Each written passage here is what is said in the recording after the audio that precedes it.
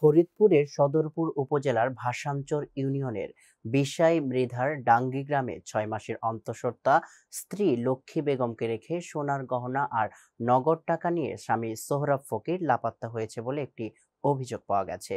জানা যায় ৪ বছর আগে সোহরাব ফকির তার আগের স্ত্রীকে ডিভোর্স দিয়ে বিয়ে করেন লক্ষ্মী বেগমকে।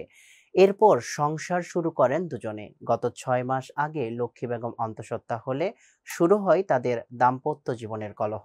কলহের জেরে সোহরাব ফকির তার স্ত্রীর জমানো ৫০,০০০ টাকা, ১ ভরি ওজনের গহনা ও একটি ১৮,০০০ টাকা মূল্যের মোবাইল ফোন চুরি করে হঠাৎ বাড়ি থেকে পালিয়ে যায়। পরে খোঁজাখুঁজি করে তাকে আর না পাওয়ায় লক্ষ্মী বেগম বাদী হয়ে সদরপুর থানায় একটি লিখিত অভিযোগ ও আদালতে একটি মামলা দায়ের করেন।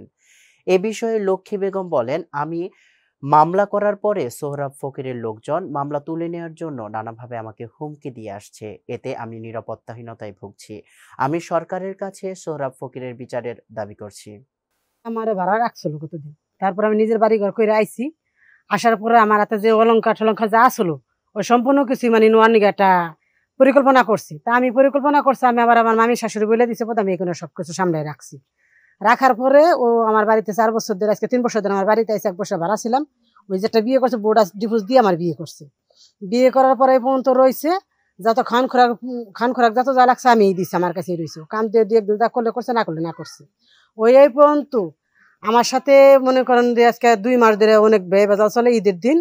ঈদের পরের দিন আমার কাছ থেকে চলে গেছে। চলে যাওয়ার পরে আমার কাছ থেকে ১,৩০,০০০ টাকা আসলো, ঘরের ভিতরে অলংকার টলঙ্কার যা আছে সম্পূর্ণ কিছু আসলো।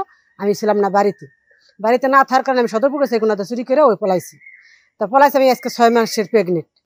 ৬ মাসের প্রেগনেন্ট। ওই পর্যন্ত আমারে এই পর্যন্ত ফোনও দেয় নাই, খান খোরাকের খরচও আমার দেয় নাই, আর এই পর্যন্ত আমার খোঁজও রাখে নাই। ওই বর্তমানে আত্মগোপন রয়েছে, ২টা মামলা করছি। মামলার মতো ওই আইসা হাজিরা দেয় নাই। ওরা থানার থেকে ফোন দেয়, ওই মনে করেন নাম্বার তুই বন্ধ করে, নাম্বার বন্ধ করে তোর মা বোন আমার জ্বালায়, খালি ফোন দেখা মীমাংসা করে। আমি বলছি তার আইনাতে মীমাংসা করি, কারণ আমি অসহায় পড়ে রয়েছি। আমি এটা সরকারের কাছে আবেদন জানাই যে আমার বিচারটা সঠিক, আমি সঠিক।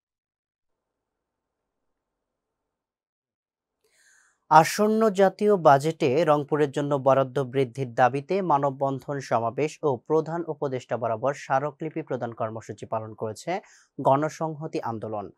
সকালে প্রেস ক্লাব প্রাঙ্গণে সংগঠনের জেলা আহ্বায়ক তৌহিদুর রহমানের সভাপতিত্বে মানববন্ধন সমাবেশে বক্তৃতা দেন সদস্য সচিব মোফাক্খারুল মন, আব্দুল জব্বার সরকার, প্রত্যয় মিনহাজ সহ অন্যান্যরা। এ সময় বক্তারা অন্তর্বর্তীকালীন সরকারের প্রধান উপদেষ্টা প্রতিশ্রুত রংপুরকে ১ নম্বর জেলা হিসেবে গড়ে তুলতে আগামী বাজেটে বিশেষ বরাদ্দের দাবি জানান। এরপর জেলা প্রশাসকের মাধ্যমে স্মারকলিপি প্রধান উপদেষ্টা বরাবর প্রদান করে গণসংহতি আন্দোলনের নেতারা।